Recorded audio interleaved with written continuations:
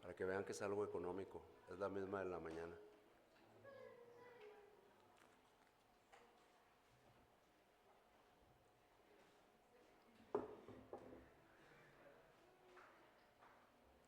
Primera epístola a los Corintios, capítulo 1, versículos 26, 27, 28 y 29.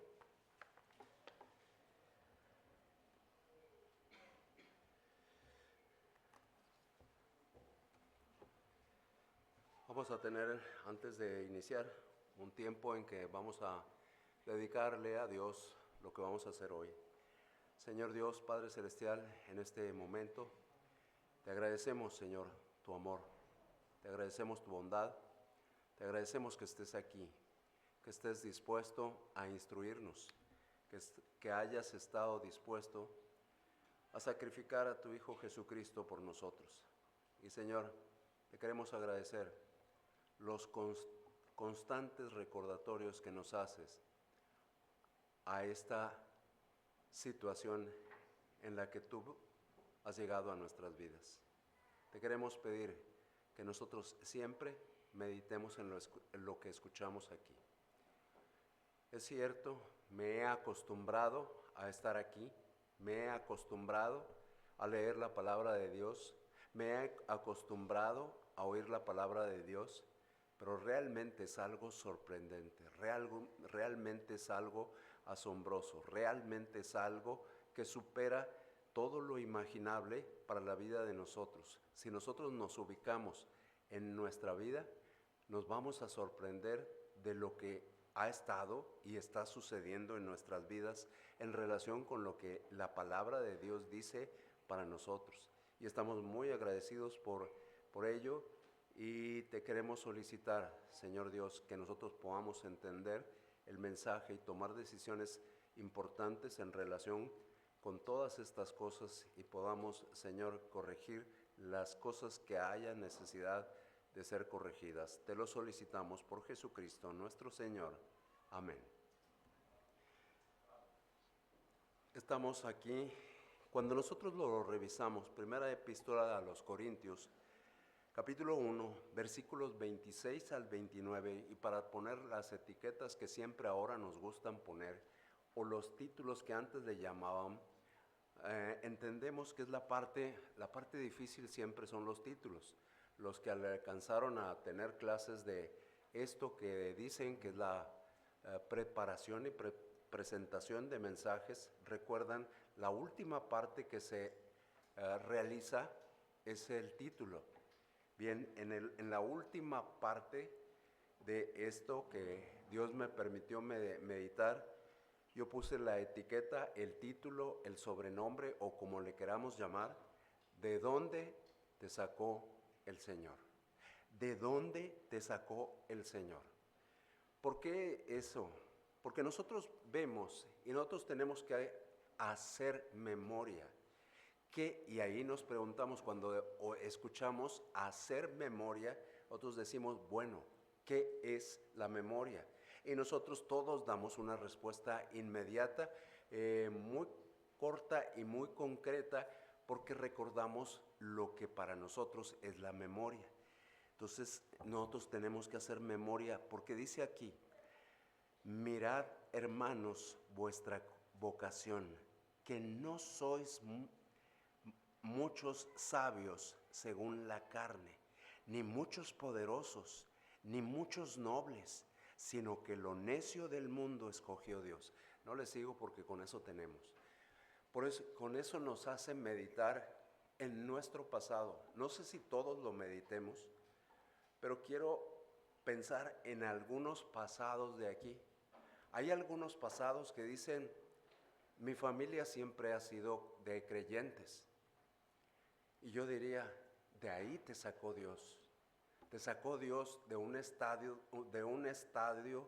de inercia, de un estado de orgullo y soberbia, al pensar que estaba todo bien en nuestra vida.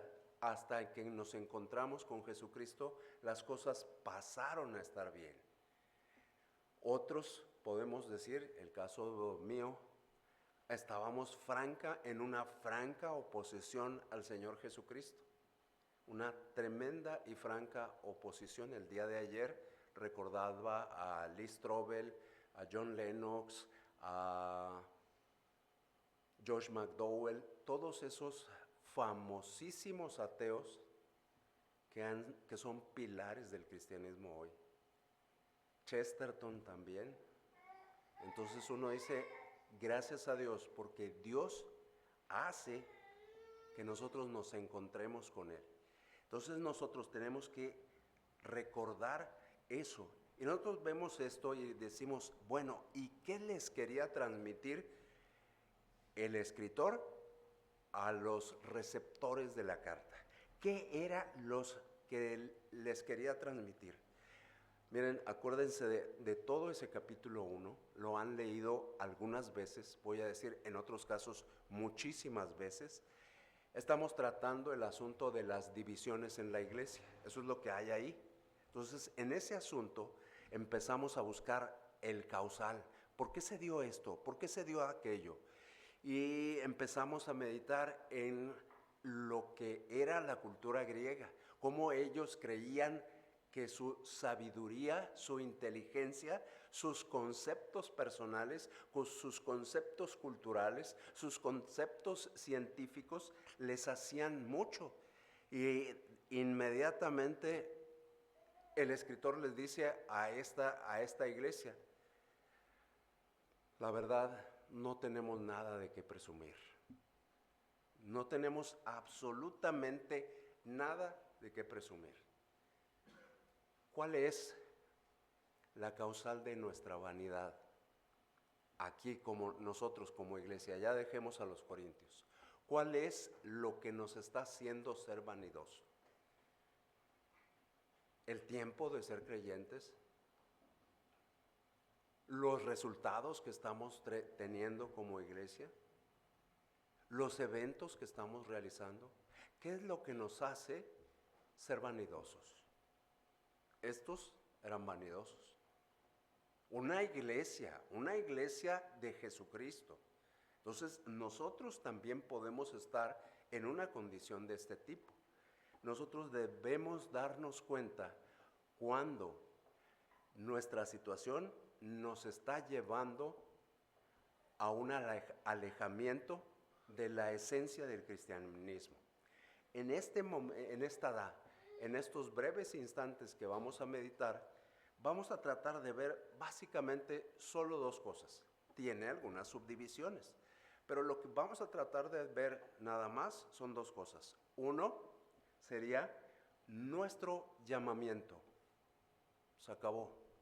Segundo, ¿qué escogió Dios? Y con eso eso está ahí en esos versículos, 4 versículos que están ahí. Entonces vamos a tratar de meditar un poquito. Nosotros, al igual que estos hombres y mujeres de esta iglesia, a partir de que nosotros llegamos a ser cristianos, nosotros adquirimos una identidad personal. Ahora somos esto en forma personal e individual. Yo ahora soy esto. Y lo decimos, tenemos que reafirmar esto. También tenemos una identidad como iglesia. Entonces tenemos que meditar en ello. Y todos ustedes que están sirviendo, porque todos estamos llamados a servir, también tenemos que meditar en la identidad de servicio que nos ha dado Dios. Entonces, nosotros nos dijo en la primera epístola a los Corintios desde el principio, nos llama santos y nos dice llamados dice por ahí, a los santificados en Cristo Jesús, llamados a ser santos con todos los que en cualquier lugar invocan el nombre de nuestro Señor Jesucristo, Señor de ellos y nuestro. Santificados y santos. Entonces, desde ahí nosotros tenemos que ubicarnos, ahí tenemos que entender. Esa palabra tiene que enriquecer nuestra vida cristiana. El Señor Dios el Padre, nos ha dado un llamamiento a salvación, otro a servicio y en algunos más un tercer llamamiento. De ese no me voy a ocupar en este momento, pero por lo menos 2 llamados tiene. 1 a salvación, 2 a servicio. Entonces, para eso Dios nos dio a ustedes y a mí capacidad. Dios nos dio talentos, Dios nos dio dones. ¿Los estamos ejecutando? ¿Cuál es, podríamos decir, dentro de estos y fuera de lo intelectual que somos nosotros, porque somos muy intelectuales y muy académicos, cuál es el más grande llamamiento que tiene el creyente? No estoy hablando de ese otro que pensamos siempre todos los que pasamos, aunque fuera por la avenida, ¿qué? La quinta zona o no sé cuál es, aunque fuera por ahí. Pensamos en lo intelectual, lo que me enseñaron ahí, pero hay un llamado para todos. El llamado que es para todos y que debería ser el más importante es que todos nosotros establezcamos comunión con Dios. Entonces tenemos que estar atentos. ¿Somos nosotros una iglesia ideal? ¿Estamos en situaciones ideales? No, estamos en situaciones reales. Somos una iglesia con fallas. Si no están en la misma, a lo mejor yo me equivoqué de lugar, me voy a otro lugar posteriormente. La Biblia no habla de nada ideal. La Biblia no habla de nada que no tenga error. La Biblia habla de personas, hombres, mujeres, iglesias, pueblos con fallas. Si has leído otra Biblia, empieza a leer esta, Reina Valera 60.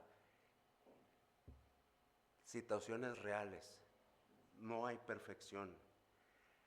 ¿Qué les había dicho antes de esto? ¿Qué les había dicho Pablo a estos hombres? Les había enviado a hacer algo.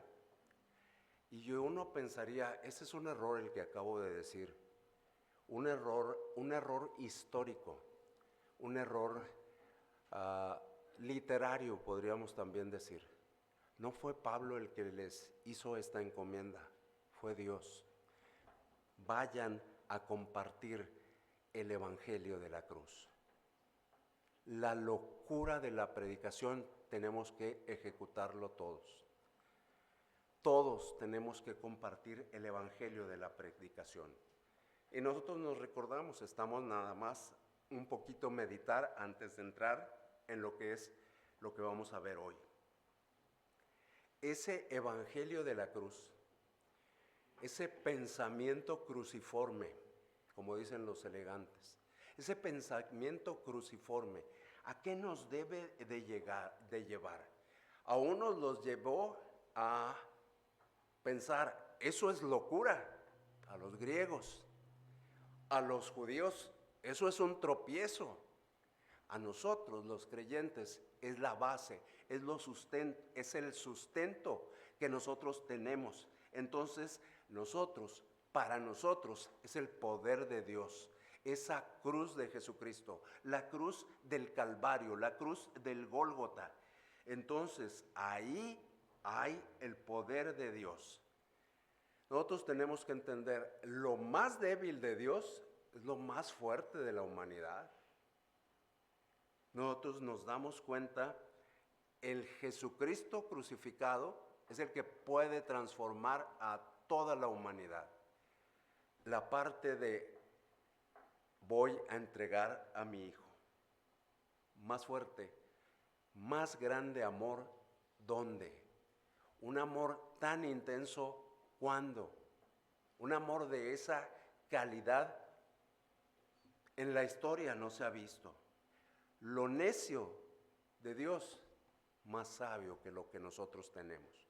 Entonces nosotros tenemos que atender a esto y nosotros vamos a ver, ahora sí, que hemos dicho, solo vamos a ver 2 cosas, vamos a ver la primera de ellas. La primera de ellas está en los versículos 26, 27, 28 y 29. No vamos a encontrar más que ahí todo entrelazado. Lo primero que tenemos es el llamado que Dios nos hizo. Dios llama a los corintios, pero Dios llama a nosotros, a los que estamos aquí. Dios nos está haciendo un llamado. Y luego surgen preguntas en nosotros, preguntas obvias y naturales. Cualquiera se haría estas preguntas.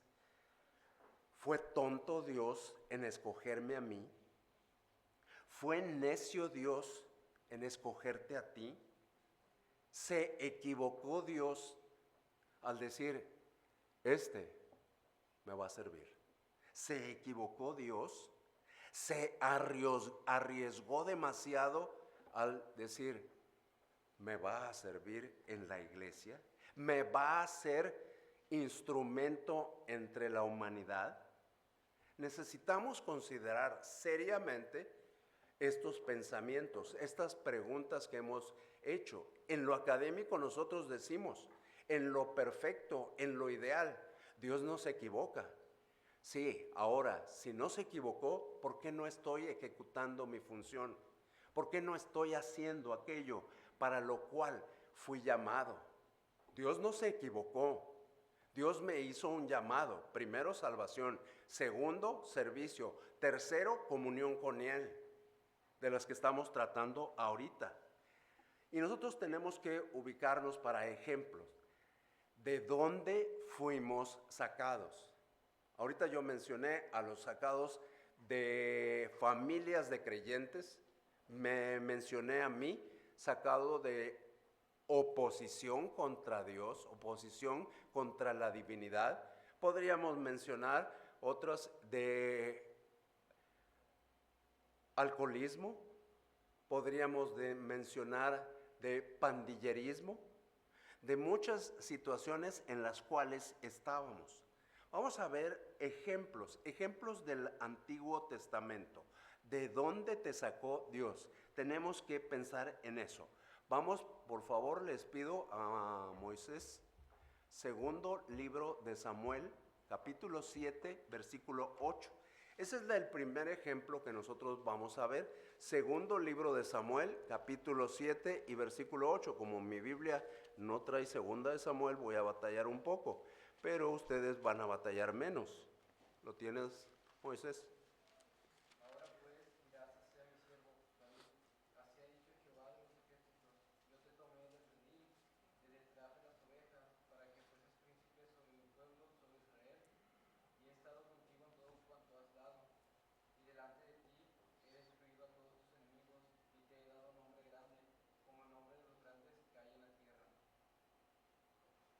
Sigue si quiere, está excelente. Gracias a Dios porque no se pudo detener, dijo yo, esto hay que disfrutarlo. Pedía solo el 8, pero gracias por el 9. Dice, ahora pues dirás así a mi siervo David, así ha dicho Jehová de los ejércitos, yo te tomé del redil, de detrás de las ovejas, para que fueses príncipe sobre mi pueblo, sobre Israel. Nosotros lo vemos históricamente y no nos sorprende nada. Nosotros tenemos que entender, aquí Dios toma a David, Dios lo saca y le hace un llamado muy especial, a un servicio muy especial. Entonces utiliza a un hombre y ese hombre va con David y le dice lo que acabamos de escuchar hace un instante. Te tomé del campo, te tomé del campo, de la, ¿cómo se llama eso? De la majada, bien, por eso. De ahí te tomé. Nosotros tenemos que ubicarnos. Nosotros realmente no consideramos eso. Pensamos en nosotros y pensamos en lo que le estamos ofreciendo a Dios. Pero vamos a seguir viendo para nosotros entender un poquito más sobre este hombre, sobre David. Yo te tomé de la majada, yo te tomé del campo, yo te tomé del área rural. Tú estabas siguiendo las ovejas, tú estabas detrás de las ovejas y te traje para que hicieses una tarea especial, para que fueras príncipe. Es decir, te traigo de lo más bajo y te voy a subir. Hay un segundo, Isaías 51, 1, y todos los que quieran leer. Isaías 51, 1, y todos los que quieran leer. Como el que nos está haciendo favor le gusta leer, Isaías 51, 1, y todos los que quieran leer.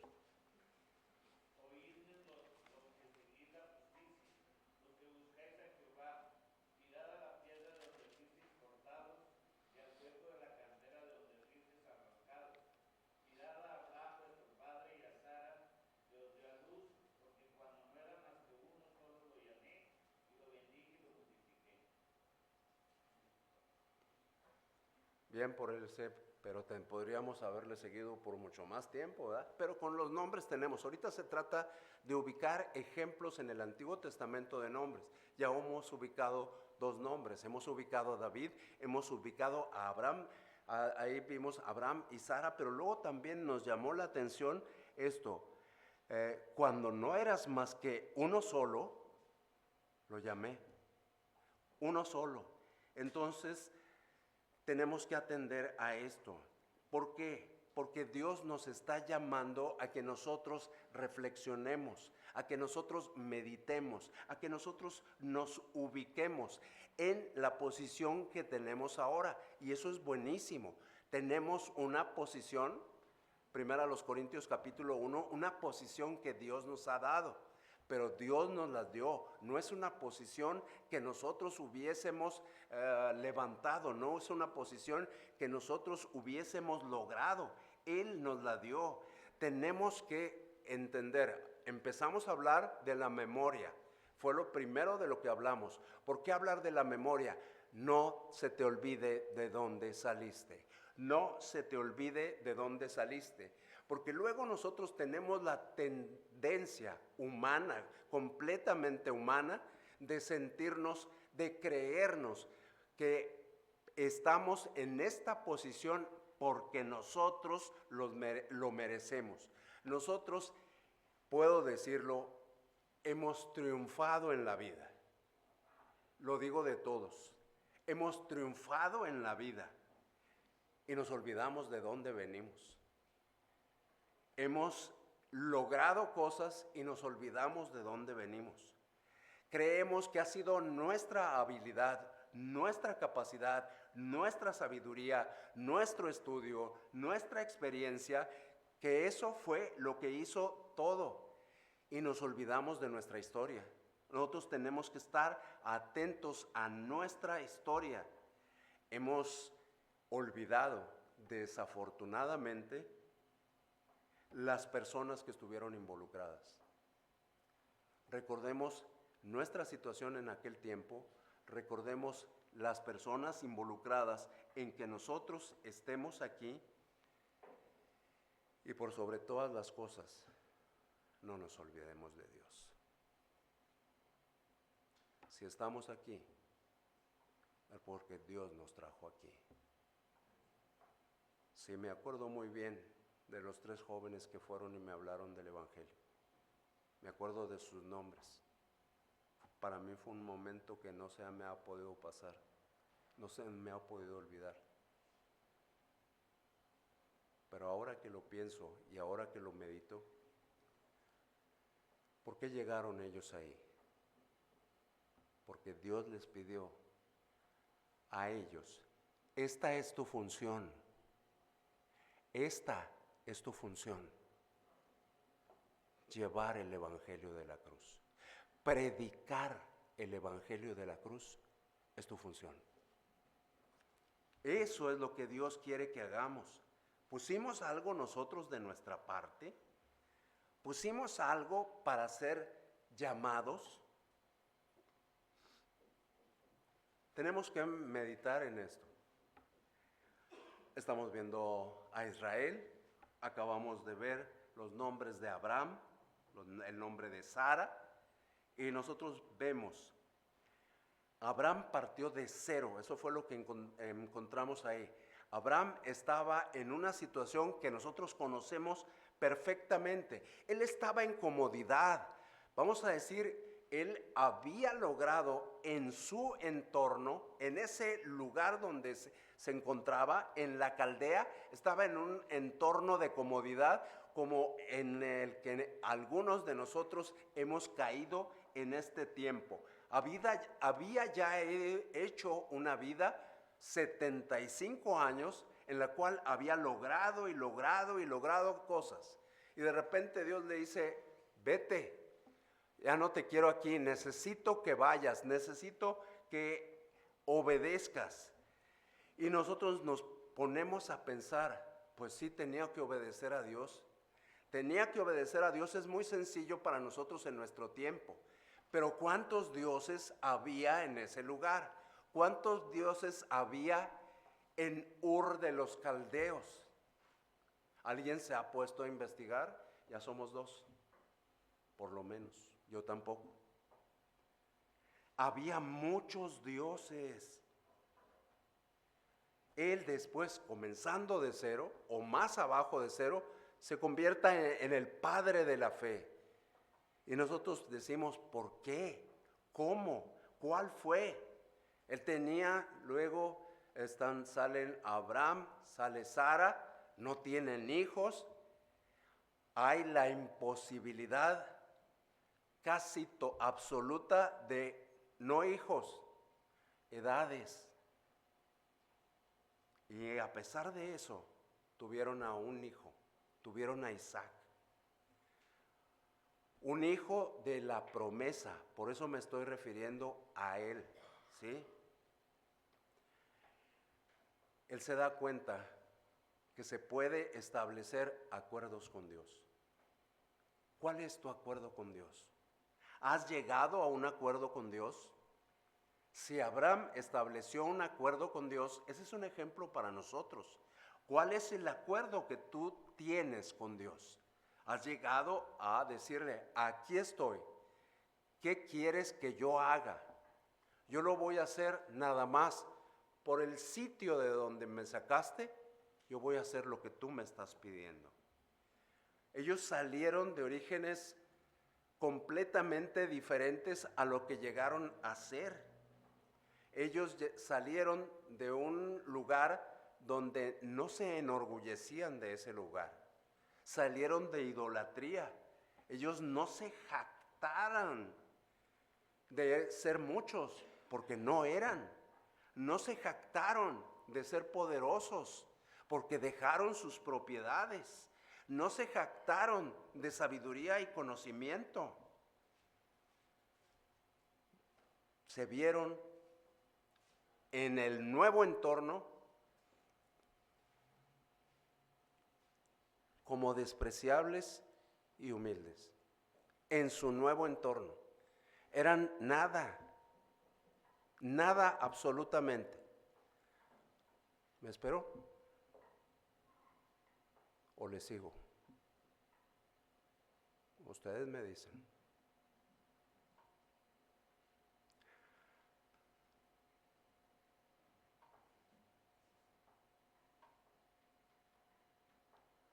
Parece que sí puedo seguirle. Parece que sí puedo decirle. Eso es Abraham y Sara. ¿Y el otro ejemplo? David.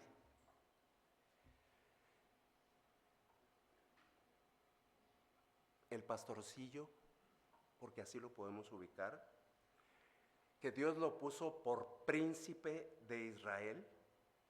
¿De dónde lo sacó? Ahorita vimos algunas cosas, pero ubiquemos, dijimos, del área rural. Pongámonos en nuestro entorno y ubiquemos el área rural. ¿Qué implica ser del área rural? En el área rural hay mucho conocimiento en la actualidad. No lo hay. Hay mucha educación, no la hay. Ahora vayamos a ese entorno. Había mucha educación, había niveles altos de educación. No, él era un pastor de ovejas. Él era el hermano de un cierto número de hermanos. Estaba en la majada, en el pastoral, en en el pastizal, perdón. Iba a decir matorral y pastizal y los combiné los dos. Entonces, y ubiquemos bien, me acuerdo de Isaías. Isaías Bustos, sí, con el arca de Noé. Si era pastor, ¿qué era lo que olía? Olía a estiércol de oveja. Eso era su común. Era alguien que era muy recordado, era alguien muy querido en su familia. Nos damos cuenta y nos ubicamos en ese hombre y pues ya llega alguien y dice, oye, tus hijos. Y pues ya traigo uno y ya traigo otro y ya traigo otro. ¿Son todos? Pues casi ya me lo decía que sí. No, pues hay uno allá que lo dejamos cuidando a lo demás. También eso nos hace pensar cómo estaría su situación, que ni siquiera era considerado importante, porque primero trajeron a todos los demás y al último, pues sí, tengo otro. Eso nos hace pensar en su situación familiar. Y nosotros nos damos cuenta, olvidado, podríamos decir, por la sociedad, olvidado incluso por su propia familia y traído por lo que Dios hizo a una relación de comunión muy especial con Dios. El amigo, un hombre conforme al corazón de Dios. Entonces, esto es increíble. Salió de donde se encontraba, fue sacado, por lo de salió, fue sacado de donde se encontraba y fue traído y puesto por príncipe de Israel. Aquí hemos encontrado dos ejemplos, el ejemplo individual y el ejemplo grupal. El ejemplo individual, David. El ejemplo grupal, Abraham, Sara e Israel. Eso es lo que nosotros tenemos que ver y nosotros tenemos que ubicarnos. Lo que eras y lo que hizo Dios con tu vida. ¿Por qué tenemos que ver el pasado? Para no envanecernos, para no crecer en el orgullo, para que el orgullo no frene el mover de Dios en tu vida. Porque nosotros recordamos plenamente, espero que lo recordemos plenamente. Santiago 4:6. Daniel. Santiago 4:6.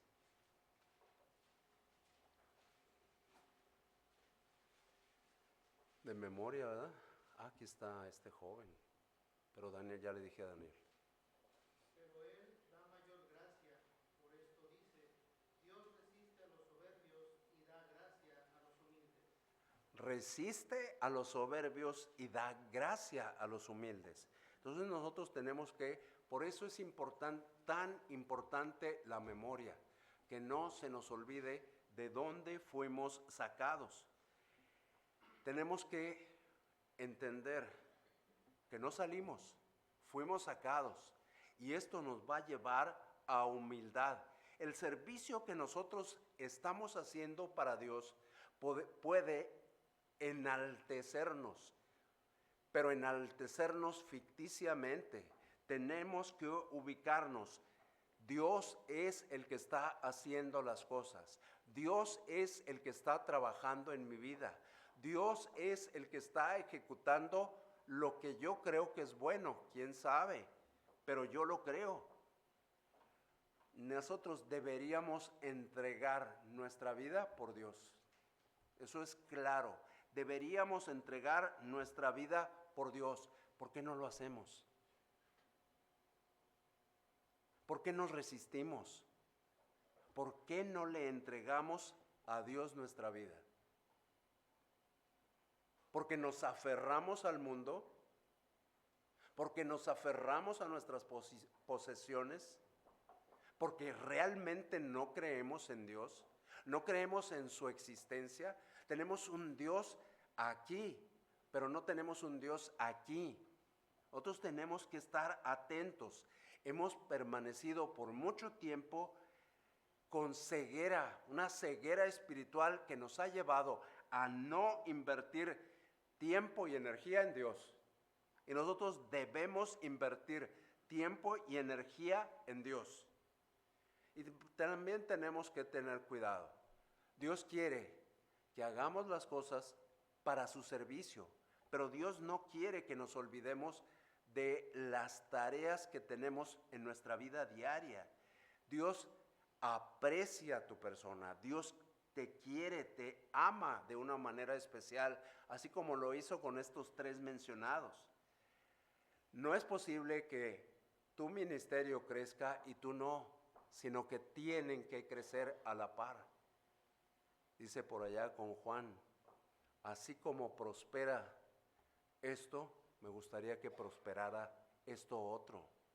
No dejar las cosas de una manera solamente a nuestro pensamiento, porque nuestro pensamiento nos puede llevar a situaciones como las que tuvieron Saúl, como un ejemplo, situaciones como las de Absalón.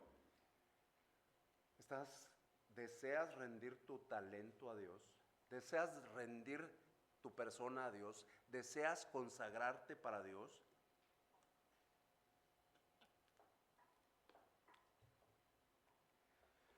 Vamos a Proverbios 16, 18.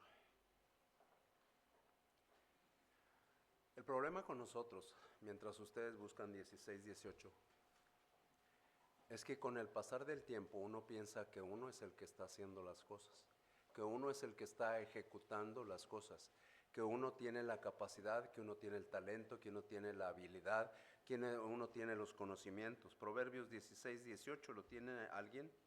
Antes del quebrantamiento es la soberbia, y antes de la caída, la altivez de espíritu. Si nosotros nos ubicamos ahí, eso lo deja muy claro. Dios no quiere que nosotros nos desubiquemos, porque si nosotros nos desubicamos y si nosotros estamos pensando que estamos aquí por nuestra capacidad, tengamos cuidado. Lo que sigue es quebrantamiento. Lo que sigue es caída. Nosotros tenemos que ubicarnos en esto. Hay orgullo individual. Existe el orgullo colectivo. Existe el orgullo como iglesia. De eso también debemos tener cuidado. Nosotros podemos sentirnos orgullosos de lo que ha sucedido aquí. Tenemos que entender, es Dios el que está haciendo las cosas aquí. Espero que te ubiques. Yo creo que sí. Eres de los más abusados. ¿Conoces algún argentino de perdida en televisión? Argentino. ¿Jugadores de fútbol argentinos? Evidentemente conocidos, eminentemente destacados por su humildad. Sencillitos, carismáticos. Entonces ahí nos damos cuenta que realmente sí existe el orgullo colectivo. Nosotros tenemos que estar cuidado con esto. Nosotros pensábamos que ni siquiera existía esto, pero como iglesia nosotros podemos envanecernos o enorgullecernos. Ese era el problema de estos. El del problema de los corintios era que se habían envanecido. Era una iglesia que lo tenía todo igual que nosotros, exactamente igual. 7 dones, ¿están aquí? Claro que están. Están todos, absolutamente todos esos dones. Ningún don les falta. Primera a los Corintios capítulo 1 versículo 7. Nada os falta en ningún don. Nada os falta en ningún don. Pero nosotros tenemos que ubicar, esto provino de Dios. Y nos damos cuenta por qué llegaron a esto. Pensaron que era de ellos, pensaron que era propio, vino orgullo, vino soberbia, la cultura griega, la economía de la ciudad, la riqueza propia de la ciudad, y dices, pues estamos en las mismas condiciones, estamos en condiciones muy parecidas. Cuidado de olvidarnos de Dios. ¿Por qué ya no venimos a orar como iglesia? ¿Por qué ya no venimos a orar? ¿Ya no necesitamos de Dios?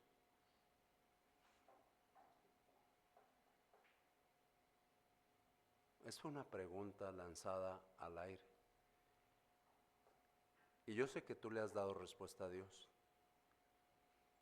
¿Por qué ya no venimos a orar? Antes decíamos, y a lo mejor va a decir uno, eso es de mucho antes. El pan nuestro de cada día, dánoslo hoy. Dependíamos total y absolutamente de Dios. Lo aprendimos, pero lo aprendimos como las tablas de multiplicar, de memoria. Y se nos olvidó meditar en palabra tras palabra. Nos hemos olvidado de tal forma que nuestra dependencia de Dios ya no existe. Ya no venimos a orar. La iglesia ya no necesita orar. Es que no puedo esa hora. Movemos la hora.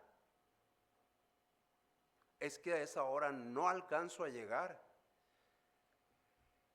Miren, Dios sabe lo que es la verdad. Dios sabe las mentiras que decimos. Dije decimos, no dije dicen, dije decimos. Tenemos que volver a ubicarnos. Dios me miró, Dios me amó, Dios se la jugó por mí, se la jugó por mí. Vio posibilidades en mí, así como yo era, vio posibilidades en mí. Él quiso enriquecerme a mí. Si yo no me ubico en que todo lo ha hecho Dios, si yo no me ubico en eso, yo me voy a perder. Yo voy a decir, yo estoy aquí porque estoy estudiando, yo estoy aquí porque estudié, yo estoy aquí por esto, yo estoy aquí por esto. Estás y estoy aquí porque Dios quiso.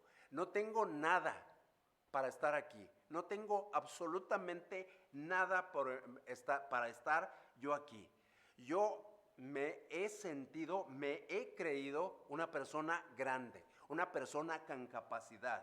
Yo me creía superior a todos. Tenemos que ubicarnos ahí. Y vamos a ver exactamente esto otra vez. Creo que fue muy, ¿verdad? Segundo libro de Samuel 7:8. Creo que fuiste tú hace un instante.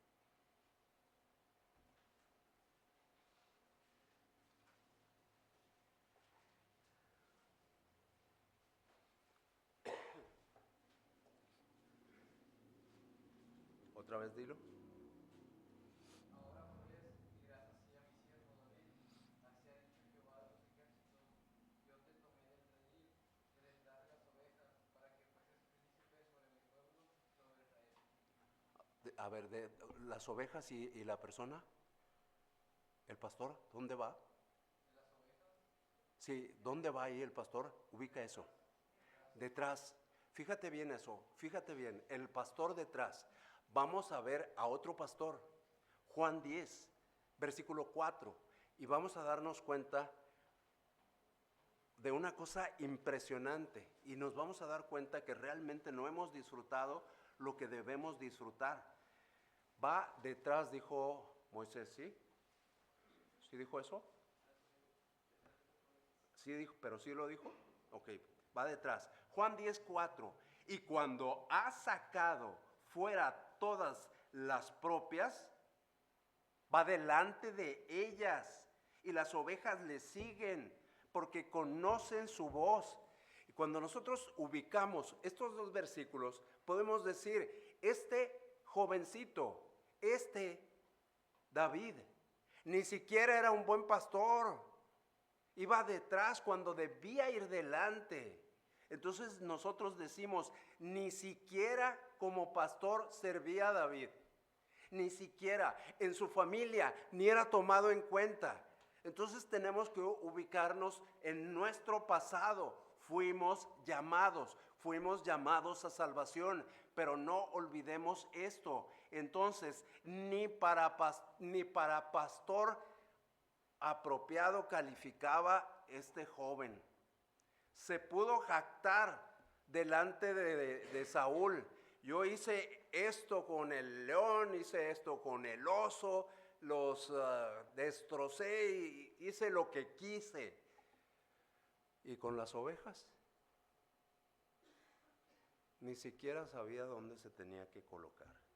Salmo 27:10, para ubicar su familia. ¿Se lo saben de memoria? ¿No tienen algunos que buscarlo?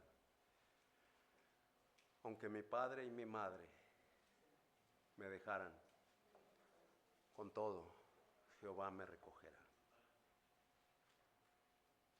Buena memoria. Ubicaba perfectamente a su padre y a su madre. En su relación familiar, podríamos decir, había sido un despreciado de su familia.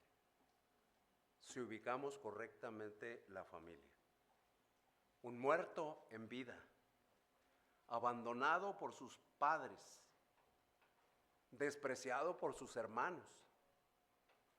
Y a ese Dios lo levantó. Si esto no nos habla de nosotros, ¿qué nos puede hablar de nosotros? La Biblia habla de nuestra vida. No habla de la vida de David, aunque también los menciona. No habla de la vida de Abraham y Sara, aunque también los menciona. Está hablando de mi vida, habla de nosotros. Nosotros queremos compensar las faltas en nuestras vidas, las carencias a nivel emocional, las carencias afectivas. Tratamos de camuflar las situaciones que hemos vivido en el pasado. Nosotros vamos a entender esto cuando imaginemos a Dios hablando con David. Mira de dónde te saqué. Tu vida era un desastre. Tu vida era una vida de incoherencia e inconsistencia. Vivías como un animal. Eso es lo que nosotros tenemos que entender. El servicio a Dios tiene ahí, si nosotros lo ubicamos, tiene las heridas de nuestro corazón. Pero Dios quiere usar las heridas de nuestro corazón para que Él sea exaltado. Nos ha tocado un lugar geográfico Guadalupe, la colonia Xochimilco y las que están alrededor. Es decir, Dios nos sacó del sitio donde nosotros estábamos y nos trajo a este lugar, un lugar cómodo, un lugar sencillo, un lugar fácil, y nos damos cuenta que no es cierto. Ni es cómodo, ni es sencillo, ni es fácil. No es así este lugar. Nos podrá sacar Dios fruto a través de nosotros en este lugar. La respuesta instantánea, la respuesta automática, la respuesta genérica que digo, ¿verdad? Es claro que nos puede sacar. ¿Y por qué no le creo? ¿Por qué no realmente me dispongo para que me utilice? Una pregunta tonta, una pregunta retórica. ¿Está la gracia de Dios a disposición tuya? Era retórica, es obvio. Pero hay algo que tenemos que hacer nosotros: humillarnos delante de nuestro Dios. ¿Qué fue lo que escogió Dios? Los mismos versículos, no vamos a ir a otro lado, pero en el 26 una parte muy especial. no sois muchos sabios según la carne, ni muchos poderosos, ni muchos nobles. ¿Se equivocó Dios? Dios no se equivoca. Aquí no hay muchos sabios, no hay muchos poderosos, no hay muchos nobles. Es más, podríamos a lo mejor decir que no hay ni uno solo. Pero aquí estamos, y es porque Dios tiene un plan, Dios tiene un propósito. Dios no elige según los patrones del mundo. Dios elige según la perspectiva divina que Él tiene. Dios no necesita ayuda, pero nos permite estar sirviéndole. No necesita de nosotros, pero nos permite servirle. Quiere nuestra colaboración, quiere que participemos en su obra, la obra que Él tiene para darnos. En la vida hay que dar saltos de fe. O le creemos o no le creemos. Y eso es evidente. Tú puedes decir, yo sí le creo, yo sí tengo fe en Dios. Y te digo algo. Primero Dios se va a dar cuenta si realmente tu fe está puesta en Él. Segundo, los demás, queramos o no queramos, nos vamos a dar cuenta. Tenemos que dar ese salto de fe. Fe, ¿qué es fe? Estar seguro de que lo que Dios dijo es cierto. Ya sé que pensamos en Hebreos 11:1, pero eso es fe. Estar seguro de que lo que Dios dijo es cierto. ¿Mande?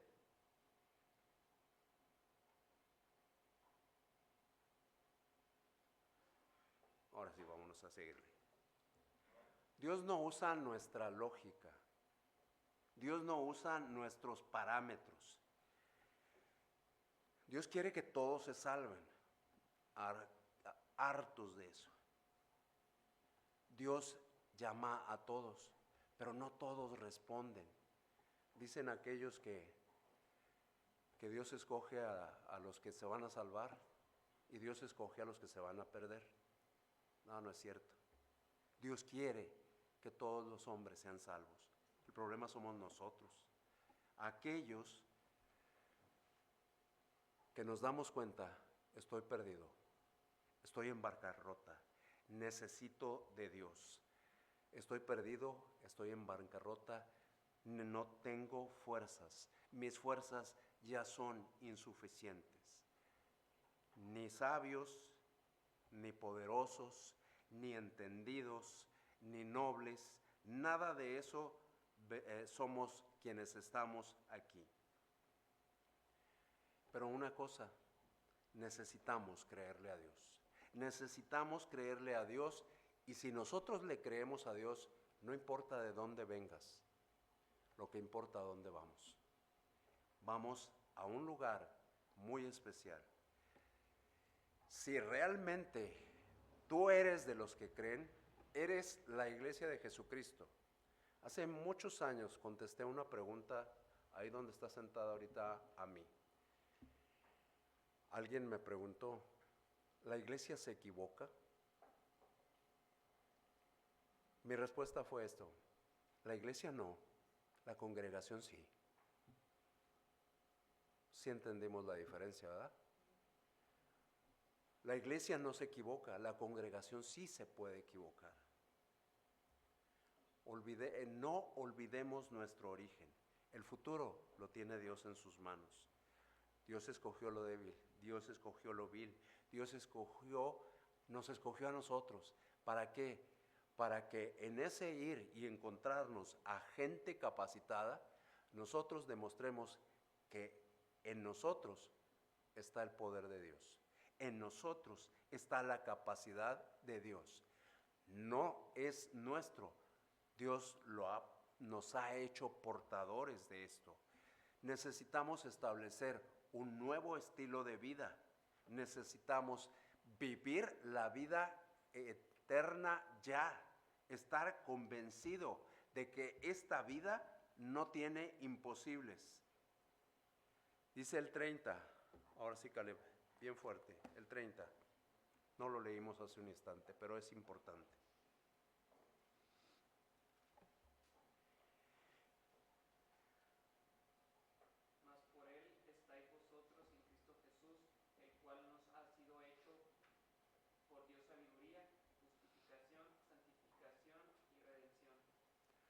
Cuando nosotros leemos este versículo, así como lo ha leído en este instante Caleb, nosotros podemos concluir, Dios no espera que nosotros digamos no sé, Dios no espera que nosotros digamos no tengo, Dios no espera que nosotros digamos no puedo. Dios nos ha hecho todo esto, nos ha dado esta capacidad y nosotros fallamos en algunas cosas, sí, somos seres humanos, pero recordamos Santiago 1:5 y lo saben de memoria. Si a alguno le falta sabiduría, pues pídasela a Dios. Si a mí me falta sabiduría, tengo que pedírsela a Dios. Ni no puedo, ni no tengo, ni no sé. Esas no son cosas para un creyente. No puedo decir ninguna de esas cosas. Dios nos ha llamado, Dios nos ha escogido para cruzar nuestro Jordán. Así como lo cruzaron aquellos, así nosotros lo tenemos que hacer. Ni no sé, ni no puedo, ni no tengo. Dios es el que nos da los recursos. Dios es el que nos da los recursos. Dios es el que no quiere que nos olvidemos de Él constantemente. Acuérdate de Jehová tu Dios, porque Él te da poder para hacer riquezas, a fin de confirmar su pacto que juró a tus padres como es en este día. Deuteronomio 8, Deuteronomio 9, Deuteronomio 10. Acuérdate, acuérdate, acuérdate de por qué estás aquí, quién te trajo aquí, para que Dios nos exalte en su debido tiempo. Para eso estamos aquí. Dijimos hace un instante cuando comenzamos, llamados a salvación, llamados a servicio, llamados a comunión con Dios. El orgullo puede cortar nuestra comunión con Dios. No somos dueños de nuestra alma. No podemos seguir con excusas. Segundo libro de Samuel 17:9. Joseph, por favor, para evitar la fatiga. Segundo libro de Samuel, capítulo 17, versículo 9.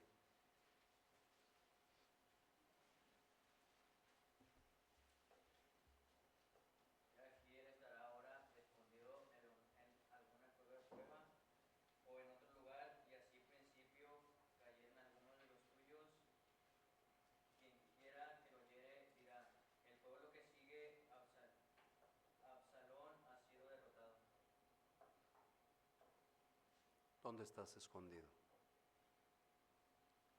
¿Dónde estamos escondidos? ¿Por qué no salimos adelante? ¿Por qué no salimos creyendo en Dios? ¿Por qué nos excusamos? ¿Por qué nos escondemos detrás de los equipajes, detrás de las ovejas? ¿Por qué estamos ahí? Todas las cargas que tenemos también cortan nuestra comunión. Tenemos cargas del pasado y esas cargas tenemos que dejarlas. Tenemos que caminar hacia adelante. Lo dijo, ¿dónde está? ¿Dónde está? ¿Dónde está? Ah, ya está. Por tanto, nosotros también, teniendo en derredor nuestro tan grande nube de testigos, despojémonos. ¿Qué más, Diego? Despojémonos. ¿De qué? De todo peso y del pecado que nos asedia y corramos con paciencia la carrera que tenemos por delante. Y la siguiente parte la dice Diego. Puestos los ojos en Jesús, el autor y consumador de la fe. ¿Por qué dejamos de poner los ojos en Jesús? ¿Por qué? Necesitamos reflexionar. ¿Nos habremos vuelto autosuficientes? ¿Se nos olvidó el pasado? ¿Se nos olvidó de dónde salimos? ¿Nos volvimos orgullosos? ¿Nos volvimos egoístas? Yo ya estoy seguro. Los demás que le hagan como quieran y puedan. Yo ya estoy del otro lado. Pero puestos los ojos en Jesús, ¿Qué implica el puestos los ojos en Jesús? Voy a tratar de hacer lo que Él hizo. Voy a tratar de ser como Él fue y como Él es. Voy a imitar sus características en mi vida. Si me permiten, vamos a orar. Podríamos profundizar y deberíamos profundizar en todo esto.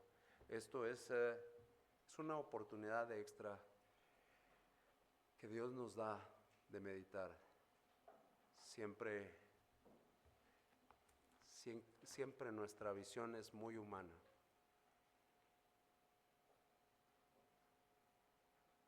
Hagamos lo que Dios quiere. Señor Dios, gracias porque nos llamaste a la comunión contigo. Señor, no tengo ni idea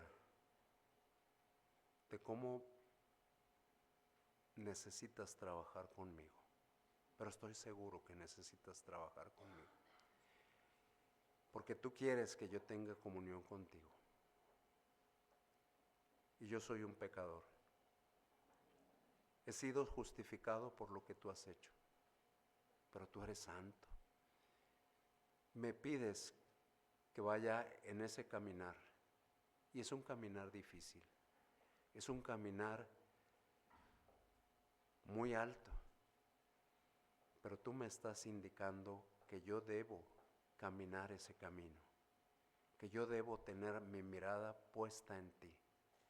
Yo necesito no olvidarme del pasado y no olvidarme de que tú me has llamado, de que tú me has tomado para un servicio especial.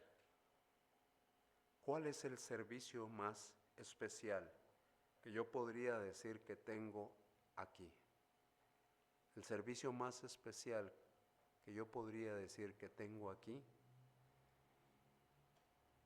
es que soy tu embajador. Soy parte de ese pueblo escogido, de esa nación santa.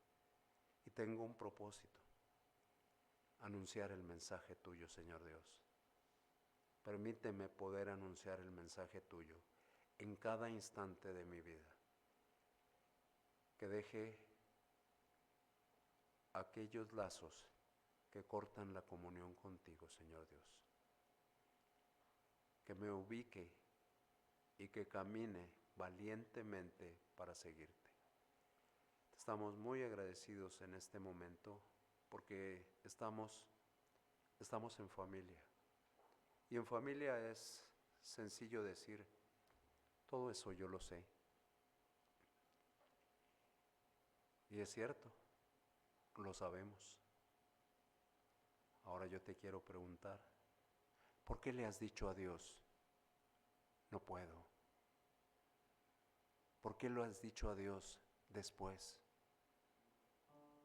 ¿Por qué le has dicho, le has presentado excusas a Dios? Dios tiene un propósito para tu vida. Hay propósitos que son generales. Tú lo sabes. Necesitas ejecutar el propósito general. También hay propósitos específicos. Dios y tú van a conversar sobre ese propósito específico. Pero el propósito general tengo que ejecutarlo. El propósito que es para todos nosotros necesito realizarlo. ¿Por qué he decidido abstenerme? ¿Por qué he decidido ser un incrédulo? ¿Por qué he decidido ser un inconstante? ¿Por qué he decidido no creerte a ti, Señor Dios? ¿Por qué? Porque resuena más mi carnalidad, porque es más fuerte el deseo de placer, porque es más fuerte mi relación con mi familia de sangre. ¿Por qué? Tú me has entregado eternidad, eternidad junto a ti. ¿Por qué no reaccionar apropiadamente a esa eternidad que me has entregado, a ese don, a ese regalo que me has dado? Yo entiendo claramente, y tú lo entiendes también, que yo no te voy a convencer y que tú no te vas a convencer. Pero gracias, en este momento yo le doy a Dios que hay alguien que nos va a convencer, y es el Santo Espíritu de Dios. Pero el tiempo es corto y necesitamos tomar decisiones meditadas, estudiadas y con fe. Yo sé que has tomado una decisión hoy. Te agradezco porque has oído a Dios, no al que está delante. Porque quien está delante tiene la misma necesidad que tú. Señor Dios, toma estos corazones que han tomado una decisión en esta tarde y llévales a que la decisión sea evidente delante de ti y delante del cuerpo de Cristo. Las decisiones del interior